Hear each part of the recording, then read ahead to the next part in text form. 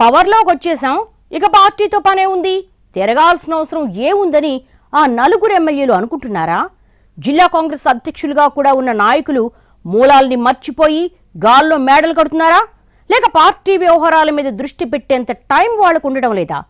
మమ్మల్ని తప్పించండి మొర్రో అని వాళ్ళంతా మొత్తుకుంటున్నా పిసిసి పట్టించుకోవటం లేదా? వాళ్ళు వీళ్ళు కలిసి చివరకు 4 జిల్లాల్లో పార్టీని గాలి కుదిరేశారా? అసలు కాంగ్రెస్లో ఏం జరుగుతోంది? తెలంగాణలో కాంగ్రెస్ పార్టీ అధికారంలోకి రావడానికి ఉమ్మడి కరీంనగర్ జిల్లాకు చెందిన 4 నాయకులు తమ వంతు కృషి చేశారు. విభజిత జిల్లాల అధ్యక్షులుగా ఉండి అప్పటి బీఆర్ఎస్ సర్కార్పై గట్టి పోరాటమే చేశారన్న పేరుంది. ఇక 2023 అసెంబ్లీ ఎన్నికల్లో పార్టీ పవర్లోకి వచ్చింది. ఆ 4 ఎమ్మెల్యేలుగా గెలిచారు కూడా. ఇక ఆ తర్వాతే అసలు సినిమా మొదలైందట. కరీంనగర్ జిల్లా కాంగ్రెస్ అధ్యక్షుడిగా కవ్వంపల్లి సత్యనారాయణ, సిరిసిల్ల జిల్లా అధ్యక్షుడిగా ఆది శ్రీనివాస్, జగిత్యాల జిల్లా అధ్యక్షుడు అడ్లూరి లక్ష్మణ్, పెద్దపల్లి జిల్లా అధ్యక్షునిగా మక్కన్ సింగ్ రాజ్ ఠాకూర్ కొనసాగుతున్నారు. ఆది శ్రీనివాస్ వేములవాడ నుంచి, ధర్మపురి నుండి అడ్లూరి లక్ష్మణ్ ఎమ్మెల్యేలుగా గెలిచి ప్రభుత్వ విప్లుగా ఉన్నారు. ఇక కవ్వంపల్లి సత్యనారాయణ మానకొండూరు నుంచి, రాజ్ ఠాకూర్ రామగుండం నుంచి గెలిచారు. అయితే అంతకుముందు జిల్లా అధ్యక్షులుగా యాక్టివ్ రోల్ తీసుకున్న 4 ఎమ్మెల్యేలయ్యాక పార్టీ వ్యవహారాలను పక్కన పెట్టేశారన్న విమర్శలు పెరుగుతున్నాయి.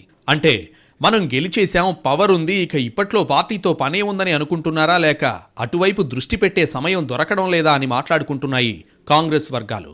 ఈ 4 జిల్లాల్లో సమన్వయ లోపం స్పష్టంగా కనబడుతోందట. గ్రామ, మండల స్థాయిలో పార్టీ కార్యక్రమాలు అంతంత మాత్రంగానే కొనసాగుతున్నాయి. ముఖ్యంగా కరీంనగర్లో కాంగ్రెస్ పార్టీ మరింత స్తబ్దుగా ఉందని అంటున్నారు. అక్కడ పార్టీ కార్యక్రమాలు నామమాత్రమేనట. ఎమ్మెల్యేలుగా గెలిచాక 4 వాళ్ల నియోజకవర్గాలకే పరిమితమవుతున్నారు తప్ప కనీసం జిల్లా పార్టీ కార్యాలయాల్లో కూడా అడుగు పెట్టడం లేదని అసంతృప్తి వ్యక్తం చేస్తున్నారు కార్యకర్తలు. ఏడాది కాలంలో వీళ్లంతా పార్టీ కార్యక్రమాలకు హాజరైన సందర్భాలను వేళ్ల మీద లెక్కించొచ్చంటున్నారు.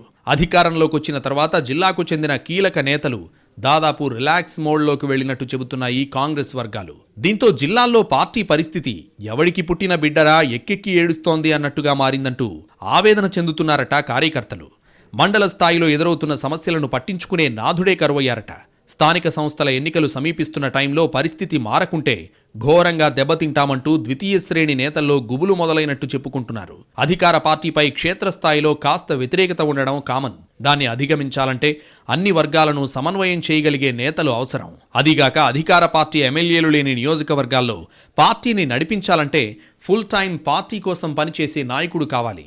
ప్రస్తుతం ఉన్న అధ్యక్షులకు ప్రభుత్వ కార్యక్రమాలకు నియోజకవర్గ పరిధిలో తిరగడానికే సమయం చాలడం లేదు. ఇక పార్టీ బాధ్యతలేం చూస్తారన్నది క్యాడర్ క్వశ్చన్.